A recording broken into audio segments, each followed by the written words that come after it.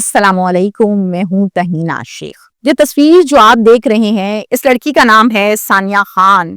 ये रोजाना अपनी वीडियोस, अपनी तस्वीर, अपनी रील्स सोशल मीडिया के ऊपर डेली बेसिस पर अपलोड करती है, पोस्ट करती है। सानिया अपनी जिंदगी से रिलेटेड तल्ख हकीकतों के मुतल्लिक अक्सर औकात लिखा भी करती थी अपनी पोस्ट में। एक दिन एक वीडियो अपलोड की और नीचे एक तल्ख हकीकत को बयान किया। इस पोस्ट के अपलोड होने के कुछ ही घंटों के बाद इस लड़की को बेदर्दी के साथ कत्ल कर दिया गया।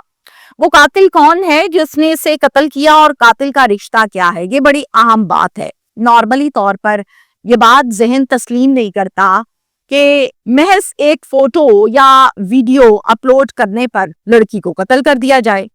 वो तहरीर क्या थी जो मौत का सबब बनी, इस पर मैं बात करूंगी। डिटेल्स की तरफ आ जाए जी। सानिया खान है लड़की का नाम। ये एक पाकिस्तानी नियाद अमेरिकन गर्ल है। अब पेरेंट्स की डिटेल्स भी जरा सुन लीजिए। इसके जो पेरेंट्स हैं उनका ताल्लुक है पाकिस्तान से। इनके वालिद साहब पाकिस्तान से अमेरिका शिफ्ट हुए, जॉब की, अपने आप को सेटल किया, अपने बीवी को वहां पर बुलाया, मियाँ बीवी अमेरिका में रहने लगे और फिर अमेरिका में जाकर सानिया पैदा हुई। तो सानिया हुई वहां की नेशनल। इस टाइम ये फैमिली शिकागो में सेटल्ड है और वहीं पर रहती है। ये शुरू से तस्वीर बहुत अच्छी अच्छी लेती थी। कुछ लोगों को शौक होता है, कुछ लोगों के पास ये टैलेंट होता है कि वो तस्वीरें बहुत अच्छी लेते हैं, एंगल्स बहुत डिफरेंट लेते हैं, बहुत अच्छे लेते हैं।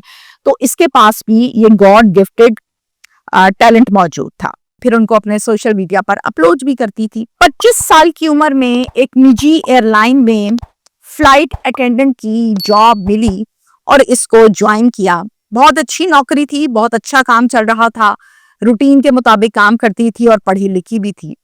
क्या करती है, एक दिन एक DSLR कैमरा परचेज करती है। इस कैमरे पर अपनी एक दोस्त का वेडिंग शूट करती है। चूंकि टैलेंट तो शुरू से था, वो वेडिंग शूट जब करती है, फिर उसको एडिट करना और फिर उसके बाद इसने अपने तमाम सोशल मीडिया प्लेटफॉर्म्स पर उस फोटो शूट को अपलोड किया, जो कि बहुत ज्यादा वायरल हुआ। लोगों ने उसे बहुत ज्यादा पसंद किया और उसी शूट के ऊपर इसको मुख्तलिफ किस्म की अच्छी बेहतरीन ऑफर्स आने लगी। अब ये इसका पैशन तो था ही, अब ये इनकी इनकम का जरिया भी बनने जा रहा था और जो टैलेंट था वो रंग भी ला रहा था। तो ये बहुत खुश हो रही थी कि मुझे काम भी मिल रहा है। ये क्या करती है, ये अपनी एयरलाइन वाली जॉब जो है उसको स्किप कर देती है, छोड़ देती है और फुल टाइम अपने फोटो शूट को, अपनी ऑफर्स को देती है टाइम और जाकर काम करती है। जब एज अ फोटोग्राफर सानिया ने काम शुरू किया तो इसको बहुत शोहरत मिली, बहुत काम मिला, बहुत पैसा भी कमाया और खूब चला और लिंक्स भी डेवलप हुए। अब इसने एक अपनी वेबसाइट बनाई और उस वेबसाइट का नाम रखा सानिया खान फोटोग्राफर। अब वहां पर भी बहुत सी ऑफर्स आती थी, कॉल्स आती थी, लोग वहां पर भी राब्ता कर लेते। तो काम जो है वो पांचों उंगलियां घी में थी। 27 साल की हो गई। 27 साल की जब हुई तो वालिदैन ने कहा कि बस ठीक है सानिया, अब तुम्हारी शादी करते हैं, काफी टाइम हो गया। जब वालिदैन ने ये कहा कि अब तुम्हारी शादी करते हैं और शादी जो है वो अब हो जानी चाहिए, 27 साल की हो, करियर भी बना लिया है, नाम भी बना लिया है, तो इसने कहा कि नहीं, अभी मैंने शादी नहीं करनी, मेरे भी बहुत से और गोल्स हैं, उन गोल्स को मैंने अचीव करना है, फिर उसके बाद शादी के बारे में मैं सोचूंगी। वालिदैन ने इस पर खूब दबाव डाला, प्रेशर डाला कि नहीं, टाइम आ गया है, अब तुम्हें शादी असुलन कर लेनी चाहिए। जब उन्होंने दबाव डाला और बार बार ये कहा तो फिर सानिया ने एक बात उनको बताई और कहा कि एक राहील अहमद नामी लड़का है, मैं उसको पसंद करती हूँ, उसी से शादी करूंगी। वालिदैन ने कहा कि शादी तुम उसी से करोगी, ठीक है, लेकिन हमें बैकग्राउंड बताओ, वो लड़का कौन है, क्या चक्कर है, कहाँ का रहने वाला है। फिर इसने उसका बैकग्राउंड बताया और ये दोस्ती कैसे हुई थी। कहती है कि मैं 5 साल हो चुके हैं उस लड़के से मिलती हूँ, बातचीत करती हूँ, उसे डेट करती हूँ, बाहर गपशप भी हम लगाते हैं। वालिदैन कहते हैं कहाँ मिला था।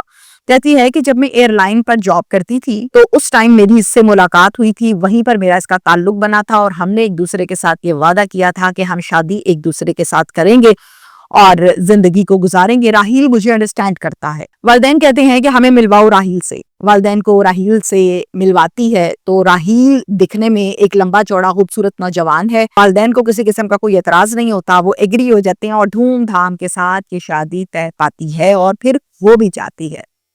अच्छा, राहील शादी के कुछ ही अरसे के बाद, कुछ ही देर के बाद जो सानिया है उस पर पाबंदियां लगाने लगता है। कहता है अब तुमने अपनी तस्वीर और कुछ ऐसी फजूल चीजें सोशल मीडिया पर अपलोड नहीं करनी, छोटे कपड़े भी नहीं पहनोगी और मेल से बात भी नहीं करोगी। ये पाबंदियों का सिलसिला शुरू होता है। सानिया कहती है कि ठीक है, मुझे समझ आ रही है, छोटे कपड़े नहीं पहनने, मैं आपकी बात मान लेती हूँ। ये मेल से बात नहीं करनी, ये क्या चक्कर है? मेरा एक बिजनेस है, मैं इंडिपेंडेंट लड़की हूँ, मैं अपने बिजनेस को रन करती हूँ, उसमें मुझसे मेल हजरात राब्ता करते हैं, बातचीत करती हैं, और मुझे भी जाहिर है उनसे मिलना भी है, बातचीत भी करनी है।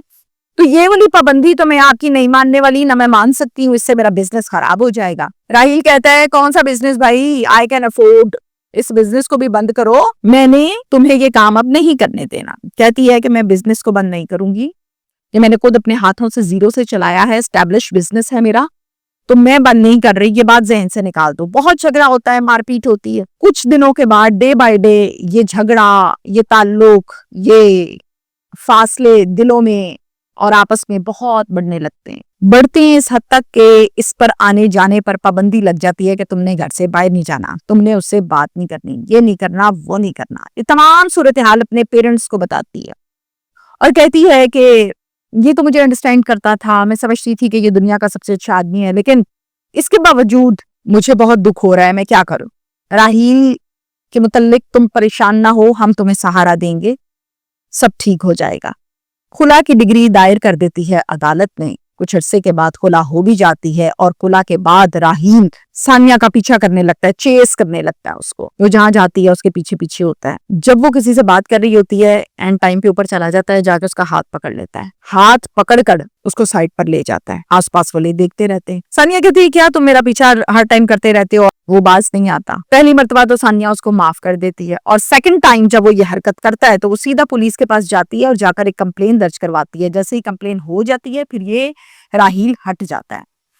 अब सानिया जो है वो एक वेल सेटेड लड़की है, एस्टैब्लिश बिजनेस करती है, इंडिपेंडेंट है। वो क्या करती है, वो शिकागो से कैलिफोर्निया शिफ्ट हो जाती है और कैलिफोर्निया में जाकर अपना एक घर खरीदती है और वहीं पर उसी घर में रहने लगती है। एक दिन इस घर की बेल बजती है, दरवाजा खोलने के लिए जाती है, दरवाजा ओपन करती है तो देखती है कि सामने राहील खड़ा हुआ है और हाथ में उसके पिस्टल है। हैरानगी के साथ राहील को देखती है। इतने में राहील क्या करता है, उस पिस्टल को रेडी करके लाया होता है, सानिया को शूट कर देता है, गोलियां मार देता है और वहां से भाग जाता है। जब पिस्टल की आवाज आती है, गोली चलने की आवाज आती है, तो हम सारे आ जाते हैं फौरन और आकर देखते हैं कि ये क्या, सानिया तो बिल्कुल दरवाजे के पास ही उसकी डेड बॉडी जो है वो गिरी हुई थी। फौरन रेस्क्यू को कॉल करते हैं। रेस्क्यू जो है वो आती है, आकर इसको रेस्क्यू करती है। घर वालों को इतला दी जाती है, पुलिस को इतला दी जाती है और फिर पुलिस करती है रेड्स, और रेड्स करने के बाद वो राहील को जख्मी हालत में गिरफ्तार कर लेती है। चूंकि ये जख्मी हालत में था, इसको फौरन हॉस्पिटल शिफ्ट किया गया और हॉस्पिटल शिफ्ट होने के बाद अगले ही दिन इसकी डेथ हो जाती है। ये सर्वाइव नहीं कर पाता और एक्सपायर हो जाता है। सानिया अपनी डेली रूटीन में रील्स, फोटोज, वीडियोस तमाम प्लेटफॉर्म्स पर अपलोड करती थी, ये मैंने आपको बताया। अब इनके नीचे या ऊपर जो वो कैप्शंस लिखा करती थी, वो शादी से डिवोर्स तक का जो सफर था, जो दौरानिया था, इस पर गुजरे हुए अरसे को लिखा करती थी। वो तल्ख तजुर्बा था इसकी जिंदगी का, जिसे वो कहती थी कि ये बहुत गलत टाइम था मेरी जिंदगी का, मैं गलती कर बैठी थी। वो इस तल्ख तजुर्बे को अल्फाज की सूरत में तहरीर बना के लिखा करती थी। लिखती है एक दिन वो लड़का जो मुझे प्यार करता था, मुझे समझता था, मुझे कहता था कि मैं तुम्हें समझता हूँ, शादी के बाद इसने तो मुझे इस्तेमाल किया, मेरी आजादी को स्नब किया।